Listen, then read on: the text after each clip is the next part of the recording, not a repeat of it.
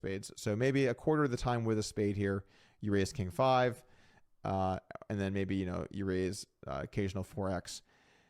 I don't think you want to have a 6 or 7 or deuce when you raise here, because if we look at the in-position value bets, 6 deuce definitely going for that large bet, ace deuce same thing, 7-6 same thing. The straights love the big size. So I think you kind of want your opponent to have a straight, because when you do raise, the straights are going to mix a lot of folds. Ace deuce, 6 deuce, pure folding, 7-6 doing a lot of folding. So I think when you check raise, you really just want to block the boats. You want your opponent to be bluffing or have a straight, and these hands most find that. One thing for river check raise bluff candidate selection that I've found to be pretty consistent is you almost always want to block towards the nuts in the bigger pots. It's going to be a very consistently true thing, and there are, of course, exceptions, especially as sizes get more small and ranges get a little bit more particular and defined towards medium class hands. But when you're looking at river check raise bluff candidates, we definitely want to be leaning towards blocking the nuts and unblocking value bets that suck as calls versus raise. So as for Kevin here, he can play jam or raise small with his hand. They're both totally fine. I don't know if he's playing single size or not. My general read on Kevin, not that I'm trying to give away too many tells on my opponent here on these videos, but my general read would be that he is the kind of player that is a little more aligned with kind of the way that I do things, where he tends just to try and find like a solution that works and balance it rather than do lots of complex things. So like, I've played a couple of different pros recently, Kevin Rabichow, Owen Masseri. I think Owen's an example of someone that will take a ton of different lines with very different EVs and is a little less concerned about simplistic, well-rounded approaches, and is a little more concerned with trying to capture the value of individual decisions.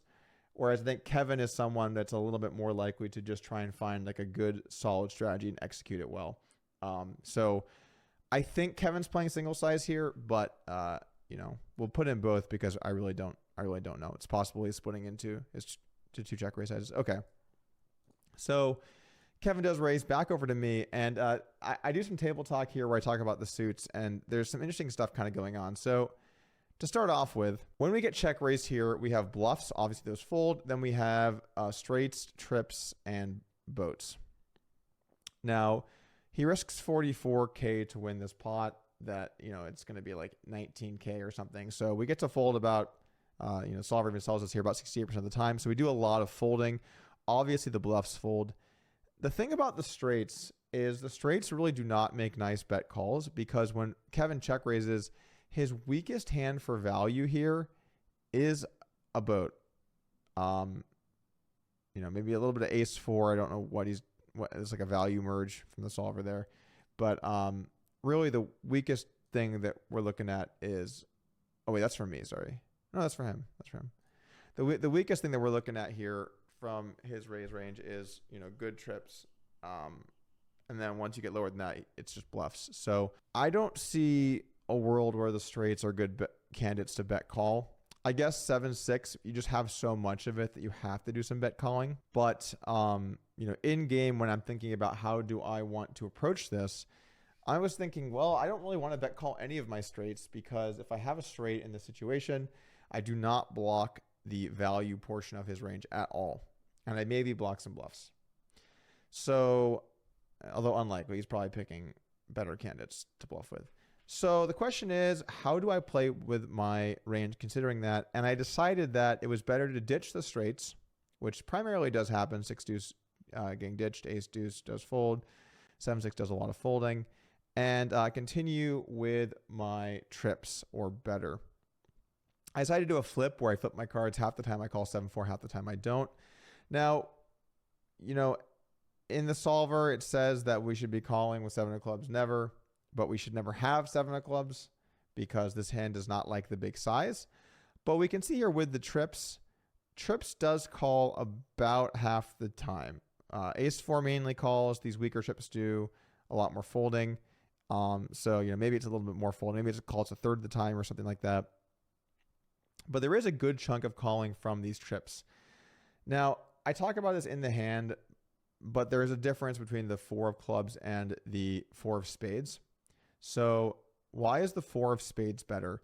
If we just think about the combos, if we have the 4 of spades, we block more offsuit combos with that than we do the 4 of clubs. Because if we have the 4 of clubs, then the king of clubs, 4 of clubs, and 3 of clubs are all out. But 4-3 and king 4, he couldn't have those of clubs before anyway. So if you have the 4 of spades, 4-3 suited is not possible. And 4-3 suited does a chunk of flatting pre-flop here. 4-3 offsuit does not flat pre-flop. So it's a pure fold. So if you have the 4 of spades, it is not possible for your opponent to have the 4-3 boat, right? So that makes it a good amount of a better candidate to continue with than the 4 of clubs. All right, that's simple enough. So when we're looking at calls, we want to lean towards spades. We want to lean away from the other ones, particularly the 4 of spades. 4 of spades likes folding here. It's confusing, guys. Sometimes it gets close to different things. Like, for example, here, ace 4, 4 of spades. Those are all call versus check raise. But, the ace with the 4 of clubs is mixing. So I guess the point of the matter is, in this situation, my thought process is I can fold my bluffs. I can fold my straights. If I fold all my trips, I'm gonna fold too much. So I need to call some trips.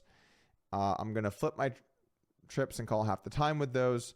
Although in retrospect, I think that I like folding given that I have one of the cards to the straight and I want to block straights. I want to unblock straights, even though he doesn't have those very often, if at all. And then I additionally want to have the 4 of spades over the 4 of clubs. But I don't think that it was a huge mistake to be calling half the time here. And I think if you're ever concerned, I guess a way of putting it is like this. If you're ever playing a good player and you think that it's pretty close between two decisions, and you're worried that you might be overfolding, I think just doing the thing that makes sure that they can't profitably bluff you wide is a good approach to at least heads up poker, where I'm going to be playing where if you're playing versus someone that's beating you, at least denying their ability to bluff you in these situations will tend to have more long-term value for you because you'll get to win at least your share of the pots, which is a very important fundamental to heads up no limit. So one more thing to talk about here. Why did I not consider jamming? And that is a good question. If we look at the jams, you definitely can mix in some all-ins here with just a 4 and represent either pocket kings or king 4 yourself or pocket 5s.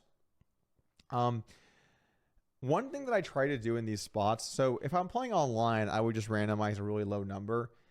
Good rule of thumb, if you're playing online, you barrel the river and your opponent check raises you on boards where you do have plenty of the nutted boats and quads and things like that.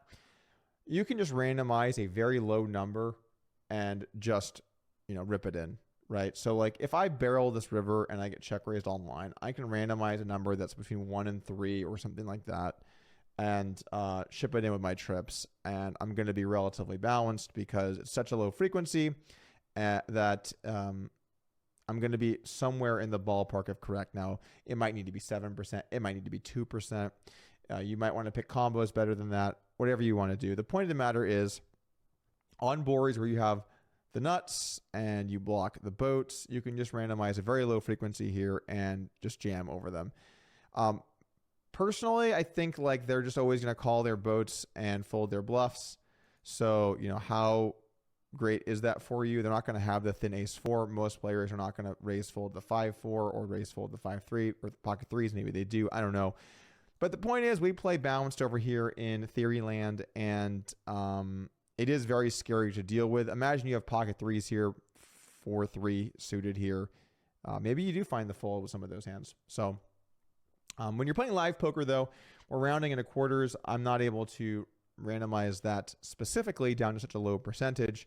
So what I tend to do in spots like this, if I have my best possible trips or my worst possible trips, I tend to use those hands like a quarter of the time. So in this spot, I'm not overbetting my worst trips. So if I had ace 4 here about 1 in 4 times, I'd rip it in over the top. And that should be more than enough combos. In fact, that might even be too many combos.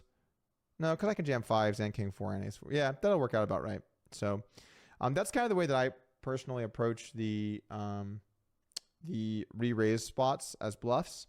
You do need to do them sometimes, but they need to be quite rare. So just taking your best trips or your worst trips in these kinds of spots and using those cans tends to be the way to balance it overall from a frequency perspective.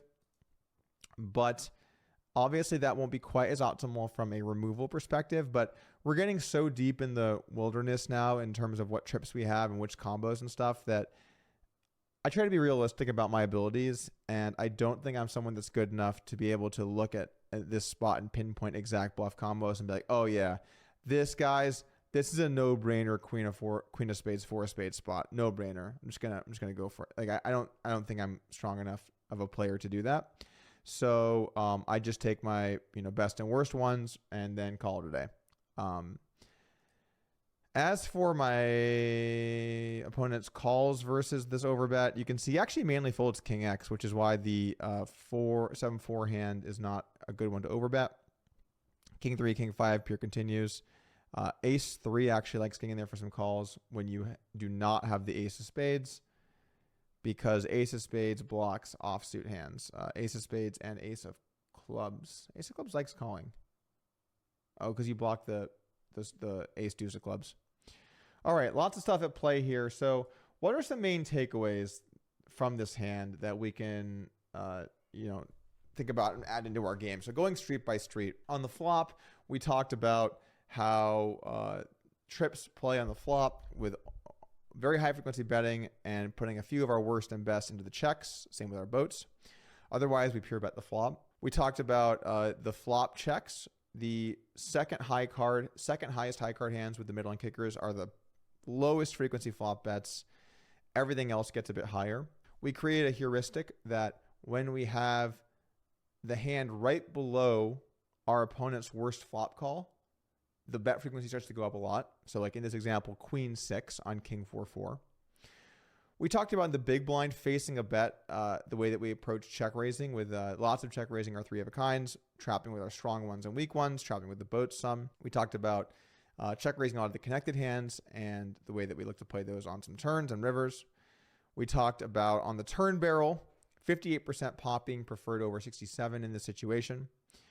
We showed that trips basically always barrels the turn, with the hands that block the top pairs doing a lot of checking. So, for example, kings on King 4-4-3 does lots of checking back. On the river, we talked about using our splits, 67-150. We talked about the minimum value necessary for the 150, which is around the middle and kicker trips. And we discussed how we play versus a check raise, the way that the straights, or maybe a similar example could be flushes in these spots, might play versus the boats, blocking the boats, candidate selection, all of that good stuff. So I think that this was probably a really good walkthrough of how to play in these single raise pot spots. I think we got a lot of good information here. I'm going to do a few of these throughout the course to do some deep dives for you, to break stuff down and put it into a voice that I imagine you've heard a time or two online already. So let's go ahead and continue on to the next section.